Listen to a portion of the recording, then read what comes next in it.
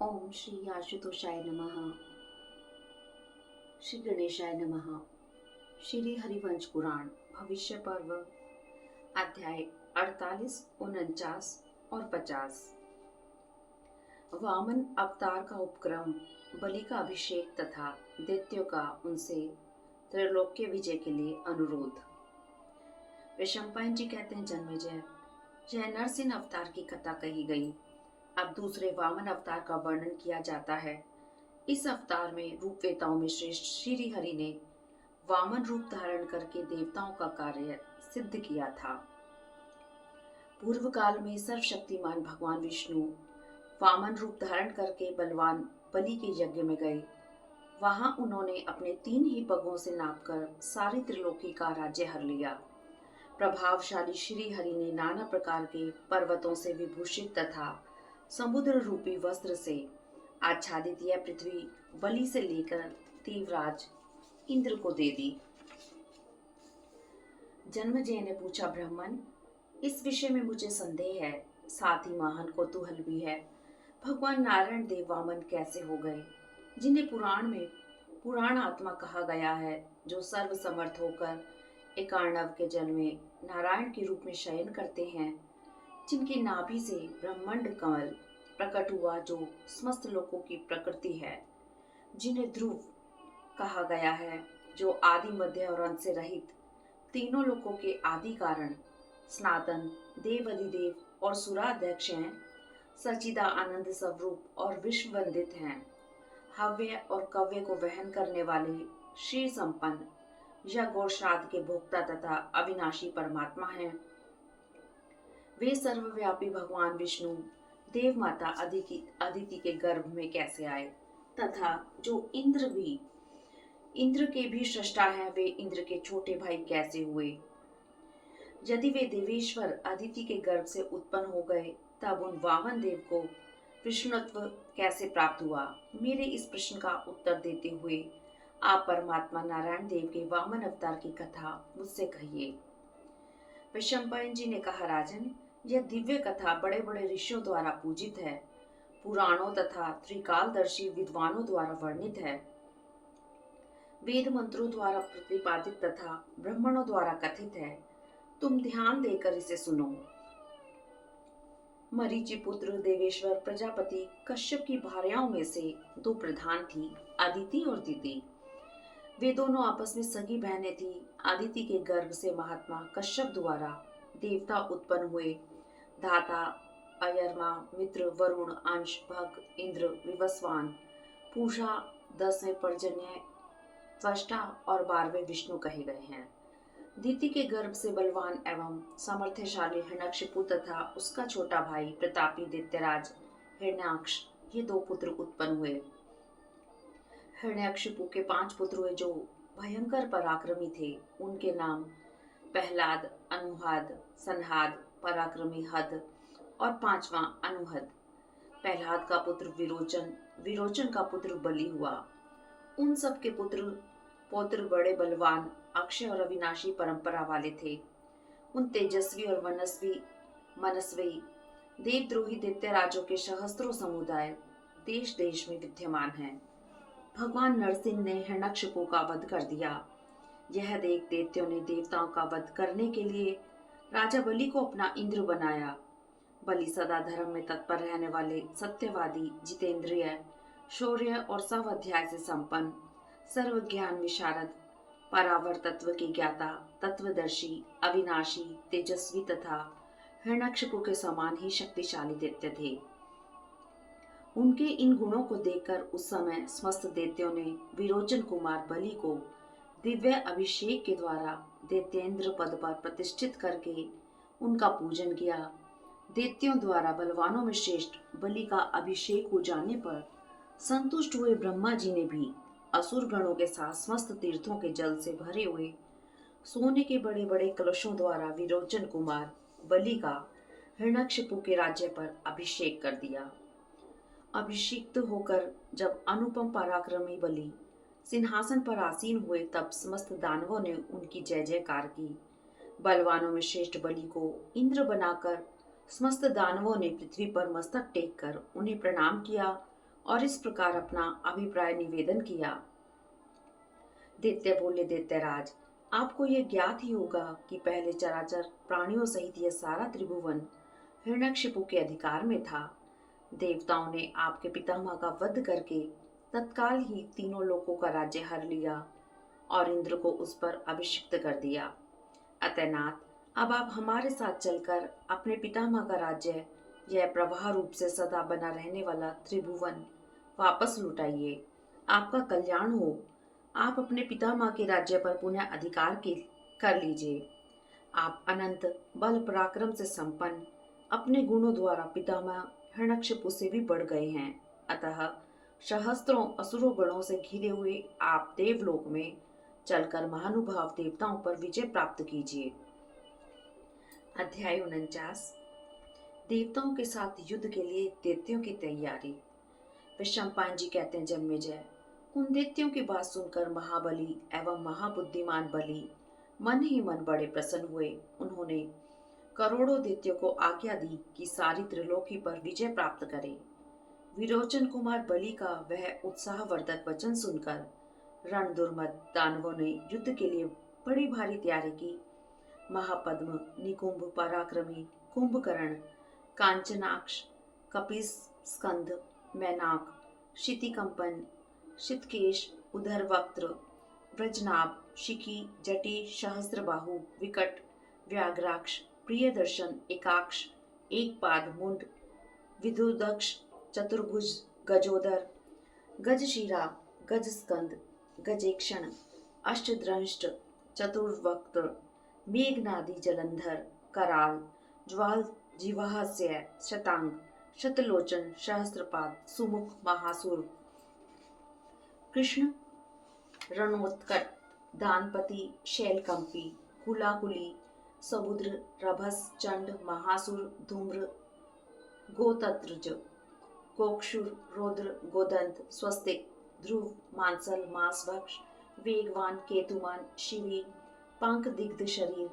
वृतकीर्ति, महाहनु, संप्रभ, विकुंभांड, विरूपाक्ष, महोदर, श्वेत शीर्ष, चंद्रहनु, चंद्रहा, चंद्रतापन, विक्षर, दीर्घबाहु, मधप, मारुताशन, तालजंग, महाभाग, शरभ, शलभ, प्रत, समुद्र मथन, नादी, महाबली वितत, प्रलंब, नरक, व्याली, धेनुक, काललोचन, वरिष्ठ, गरिष्ठ, भूतलोमा, विधु, दुष्प्रसाद, किरीटी, महासुर, सूचिवक्त्र, सुबाहु, कंचबाहु, करण, कलशोदर, सोमप, देवयाजी, प्रवर, वीरमर्दन, सुपत, खंड मुक्ति, शिखी नेत्र और शिखी ध्वज, ये मरीचि के कुल की कीर्ति बढ़ाने वाले दैत्य अपनी श्रवण शक्ति के अनुसार मैंने बतलाए हैं।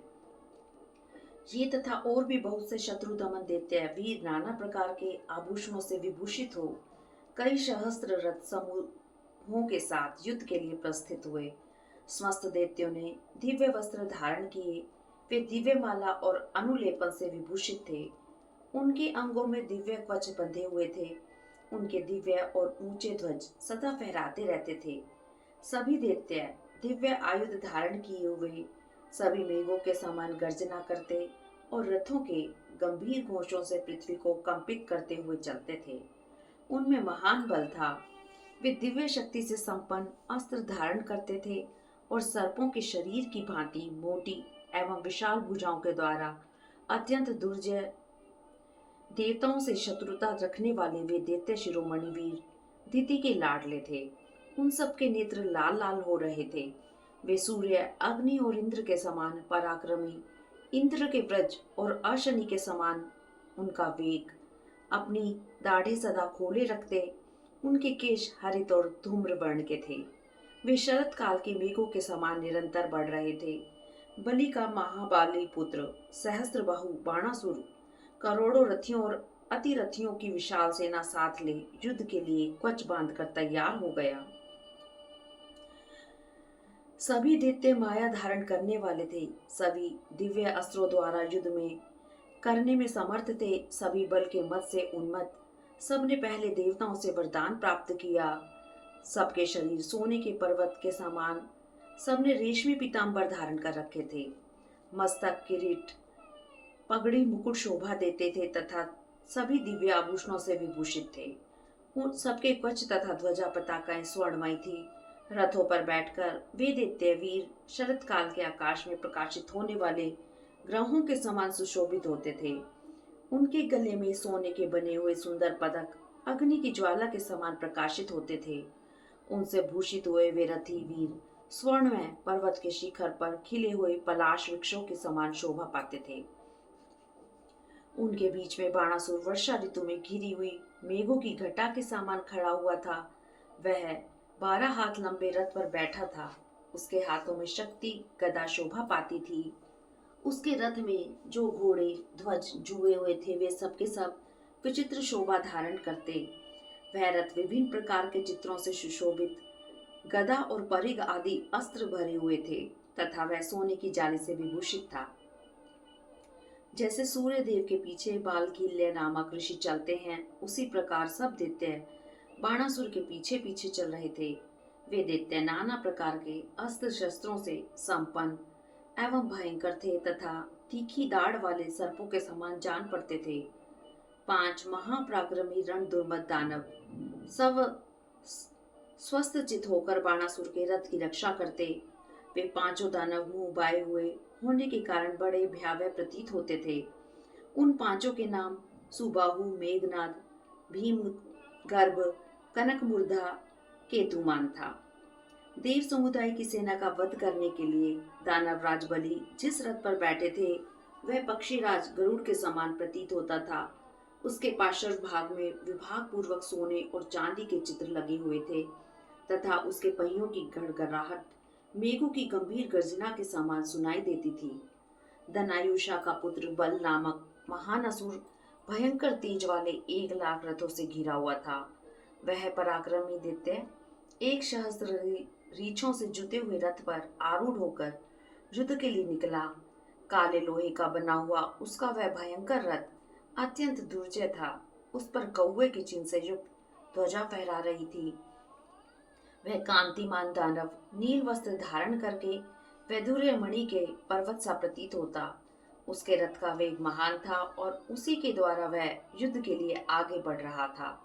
उसकी सेना का मध्य भाग एक अर्णव के समान जान पड़ता। उसमें वह कांतिमान दानव प्रभात काल में समुद्र के मध्य भाग में स्थित सूर्य देव के समान शोभा पा रहा था। उसका श्रेष्ठ किरीट तपाए हुए जाम्बूनद नामक स्वर्ण के समान तेजस्वी, चंद्रमा के समान आकार और विद्युत के समान प्रकाश आदि गुणों से संपन्न था। उस शोभाशाली किरीट से उसकी वैसी शोभा हो रही थी जैसे कोई पर्वत अपने प्रकाशमान सुंदर शिखर से सुशोभित होता है। नमूची नामक असुर के अधिकार में 60,000 रथ थे जिसमें गधे जोते जाते थे। वे सब के सब मेघ के तुल्य गंभीर घोष करने वाले। वे सभी रथ और रथी नाना प्रकार के अस्त्र शस्त्रों से युक्त तथा विचित्र रीति से युद्ध करने वाले। वे देखने में मेघों की भारी घटा के समान जान पड़ते। उनके वेग और बल महान थे।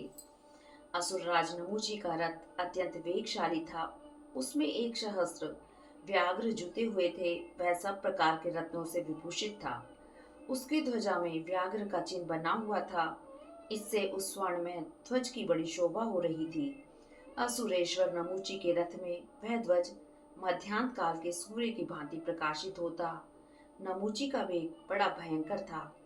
वह नीलांबरधारी महाबली दैत्य स्वर्ण में कवच बांधे और हाथ में धनुष लिए हिमवान के समान अविचल भाव से खड़ा था, मानो कोई दिग्गज रसों से कसा कसाया खड़ा हो।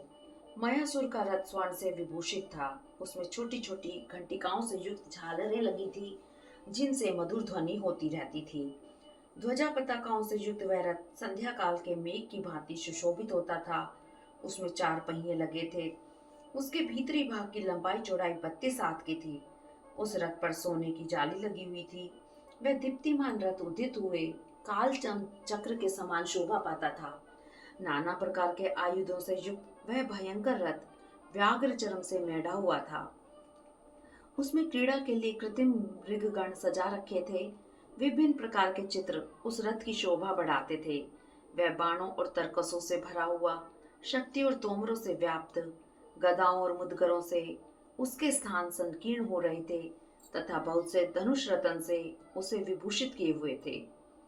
लंबे केसरों की कांति से युक्त एक सहस्त्र रीछ उस रथ में जुटे हुए थे।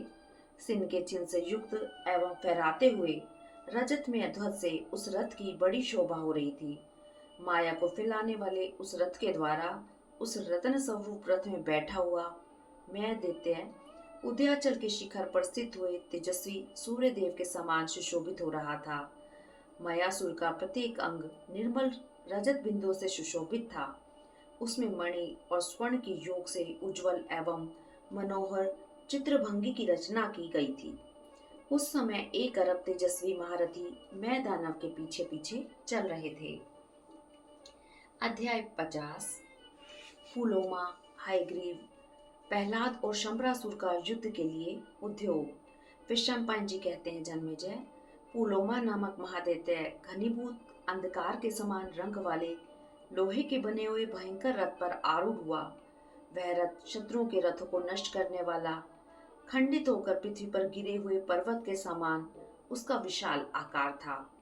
उसके भीतरी भाग लोहे की जाल से आवृत, अपने पहियों के महान घोष से वह समुद्र में भी शोभ उत्पन्न कर देता था।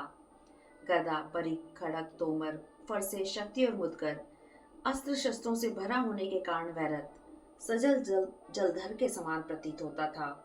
उसमें वायु के समान वेगशाली 1 सहस्त्र ऊंट जुटे हुए थे।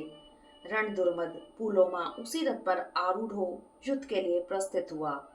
अपने तेज से सूर्य के समान उद्भासित होने वाले 60,000 रथ महारथी पुलोमा के पीछे पीछे चले। पुलोमा का रथ तपाए हुए स्वर्ण के समान कांति वाले खड़ग चिन्हित विशाल ध्वज से सुशोभित होता था। रथ के भीतर बैठा हुआ पुलोमा उदयगिरी पर विराजमान अंशुमाली सूर्य के समान जान पड़ता था। वह महाबली योद्धा वहां शत्रुओं के बीच काले लोहे की बनी हुई काल सदृश विशाल गदा हाथ में लेकर पृथ्वी पर खड़े किए गए ध्वज के समान शोभा पाता था। उसकी उस गदा पर सुंदर स्वर्ण के पत्र मढ़े हुए थे। रथियों में श्रेष्ठ बलवान हयग्रीव घोड़े के समान गर्दन वाले बड़े बड़े असुरों के साथ 1 लाख रथियों से घिरा हुआ युद्ध के लिए आया। उसके रथ का आकार मेघों के समान भयंकर था। वह शत्रु की सेना का मर्दन करने वाला था। उस पर आरूढ़ होकर वह युद्ध के लिए उद्यत होकर सामने खड़ा था। वह श्वेत पर्वत के समान कांतिवान और श्वेत कुंडलों से विभूषित हो रथ के भीतर बैठकर श्वेत शिखर वाले शैल के समान शोभा पाता था। 7 फन वाले सर्प से चिन्हित विशाल ध्वज, जो विद्युतीय मणि से जड़ित होने के कारण विचित्र जान पड़ता था, नए नए पल्लवों के अंकुरों से अलंकृत था। हयग्रीव के रथ की शोभा बढ़ा रहा था। जैसे यात्रा करते हुए इंद्र के पीछे देवताओं के समुदाय चलते हैं, उसी प्रकार युद्ध के लिए जाते हुए हयग्रीव के पीछे अनंत बल पराक्रम से संपन्न शरीर वाले ओजस्वी श्रेष्ठ रथी असुर सैकड़ों की संख्या में चले। महाज्ञानी तथा संपूर्ण शास्त्रों में निपुण विद्वान श्रीमान प्रहलाद संपूर्ण मायाओं का धारण करने वाले थे। वे सैकड़ों युगों का अनुष्ठान कर चुके थे। उनकी कांति अग्नि की ज्वाला के समान प्रकाशित होती थी। बड़े तेजस्वी थे। वे भी वर्षा काल के मेघ की भांति गंभीर घोष करने वाले विशाल रथ सेना को साथ लेकर युद्ध के लिए तैयार हो गए। देवताओं से घिरे हुए ब्रह्मा जी के समान प्रहलाद सोने के कुंडल धारण करने वाले सहस्त्रों अमित पराक्रमी शूरवीर दैत्यों से घिरे हुए थे। अपने पराक्रम से वे सबके अगुआ थे। उन्हें अपने बल पर गर्व था। वे मत वाले हाथी के समान पराक्रम प्रकट करने वाले थे और समस्त देव सेना का सामना करने के लिए मूर्तिमान शोभ के समान खड़े थे। अपने अगाध बल से वे समुद्र के समान थे। कांति से प्रज्वलित अग्नि की भांति प्रकाशित हो रहे थे। तेज से सूर्य के तुल्य और क्षमा से पृथ्वी के समान जान पड़ते थे। दीप्तिमान तालध्वज से अत्यंत सुशोभित होने वाले रथ के द्वारा युद्ध की ओर जाते हुए प्रहलाद के पीछे सैकड़ों दानवों के समूह चलते थे। वे सब के सब स्वर्ण में क्वच से युक्त तथा रत्नों के आभूषणों से विभूषित थे। उनके अंगराग और आभूषण दिव्य थे तथा वे युद्ध से कभी पीछे नहीं हटते थे। जाम्बूनद नामक स्वर्ण से उनके अंगों की विचित्र शोभा होती थी। वे वैदुर्य मणि के बने हुए बाजूबंद धारण करते तथा दिव्य रथ के अंदर बैठकर आकाश में स्थित हुए महान ग्रहों के समान सुशोभित होते थे। प्रहलाद आचारवान, जितेंद्रिय, धर्म तत्पर, सत्यपरायण तथा दोष दृष्टि से रहित थे। वे अग्नि, जल, मेघ और वायु के समान शक्तिशाली थे तथा मूर्तिमान सर्वसंहारकारी काल के समान महायुद्ध के लिए खड़े थे। महामायावी शंबर रथ युद्धपतियों का भी युद्धपति था। सब प्रकार के युद्ध की कला में कुशल था। वह भी दिव्य रथ पर आरूढ़ हुआ। उसके नेत्र लाल थे, भुजाएं बड़ी बड़ी थी, कानों में तपाए हुए सोने के उत्तम कुंडल शोभा पाते थे। उसकी कांति मेघ के समान श्याम थी। वह दिव्य हार और दिव्य अनुलेपन धारण करता था। उसके मस्तक पर विद्युत की ज्योति तथा सूर्य के तेज के समान प्रकाशमान मुकुट था। उससे तथा मणि और रत्नों से जडित सुंदर वैदुर्य मणि से सुशोभित स्वर्ण निर्मित शोभाशाली विशाल कवच से ढका हुआ शंबरासुर संध्या काल के लाल बादलों से आच्छादित श्रीमान अस्ताचल के समान जान पड़ता था। उस समय विचित्र रीति से युद्ध करने वाले तथा काल के समान बलवान 30 लाख दैत्य शंबरासुर के पीछे पीछे चलते थे।